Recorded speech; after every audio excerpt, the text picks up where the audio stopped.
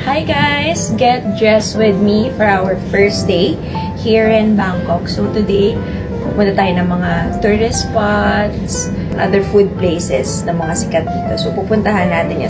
So yung papansinin yung mismatch pajama ko kasi busy kami for the past days. As in, November 25, 26, 27, nasa legislative agenda formulation kami. 28, 29, nasa team building naman ako ng aking business. Tapos, ngayon, December 2 to 6, dito naman ako sa Bangkok. Between November 30, December 1, marami pa akong activities. This is the skirt. This skirt, I got this from a pasabay. Sa Bangkok din, actually. And then, for my top, is from Vietnam. Super neutral.